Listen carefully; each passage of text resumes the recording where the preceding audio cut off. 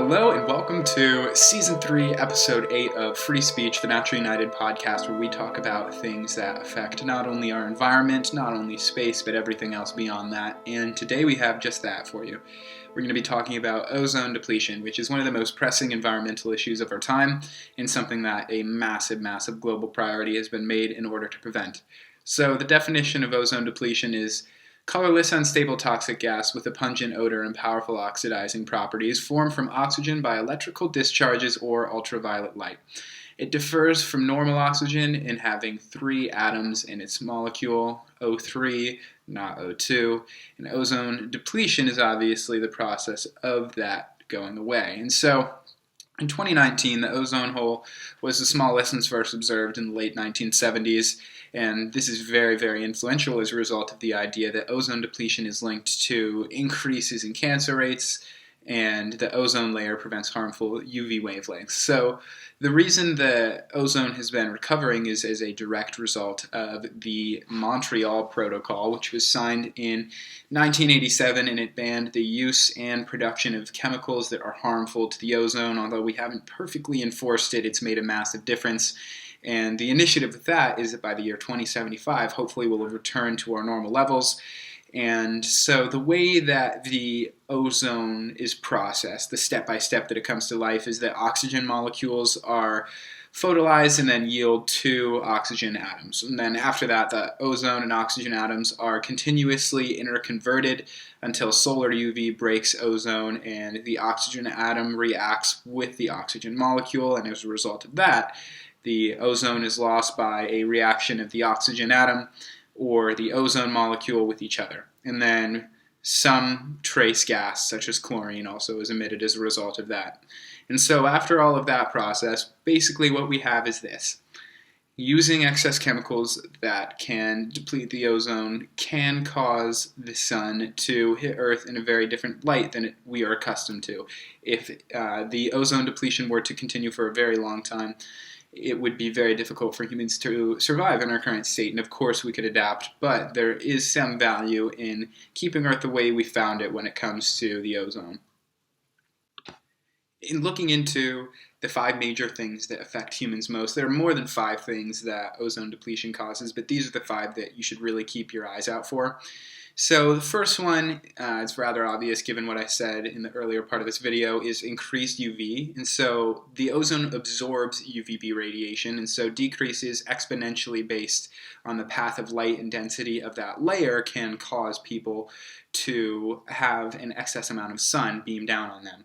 And so what I mean by exponentially is this. With every small percent of ozone depletion is a large percent of increased UV. And so we do have to be careful. Even a small proportion of change can have a very large impact. And then beyond that, there's biological implications. And as a result of this, Australia, New Zealand, Chile, Argentina, and South Africa have been concerned about the amount of surface UV that they have seen in the last few decades. And so there is a lot of different factors that can cause the ozone to be depleted, but the main thing that we're looking to avoid here is malignant melanoma. And it's less common, but is very dangerous. It's actually lethal in 1 in 5 patients who are diagnosed with it. And so a 10% increase in UVB can cause a 19% increase in men and a 16% increase in women for malignant melanoma. And then you also have situations where people are diagnosed with carcinomas, which is much more common as a form of skin cancer and also strongly linked to the UVB exposure.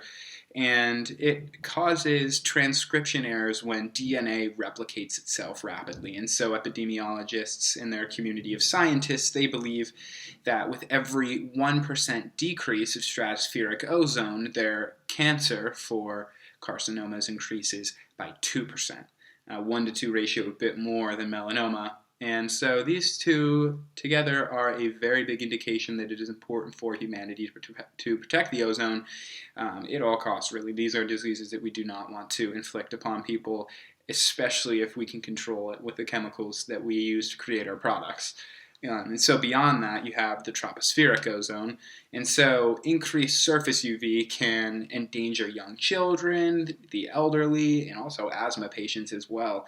And so there are a lot of negative health consequences that come as a result of using chemicals that can deplete the ozone, which is why it is absolutely essential that we do everything we can to protect Earth in all rights, make sure that all of the changes that are happening, Earth changes a lot.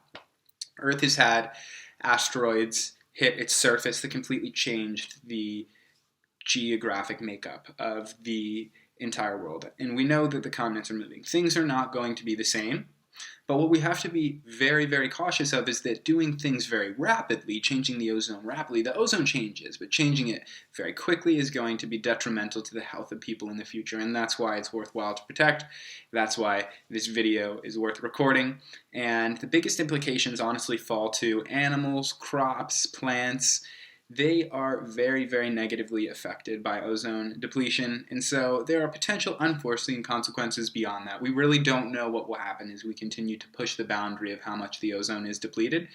So I think that the Montreal Initiative is something that can be taken to heart, and beyond that, it also goes to show how understanding environmental problems, even just knowing that they exist, is the first step in reducing the effect that they have. And for a very, very long time, people did not know that this could occur as a result of the Industrial Revolution. So when it comes to things like this, and I am not a scientist, this is just something that intrigues me, but when it comes to things like this, it seems to me that an awareness of the negative consequences that you could have by doing something is the first step in preventing it. Thank you guys for tuning in to Episode 8, Season 3 of Free Speech.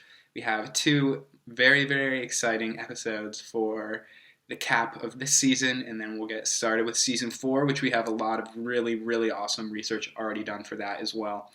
And as always, we are on Instagram, Facebook, Twitter, YouTube, LinkedIn. Reach out to us there and ask us questions, and we'll answer them. So thank you for tuning in. Give us a follow, and we look forward to seeing you very soon.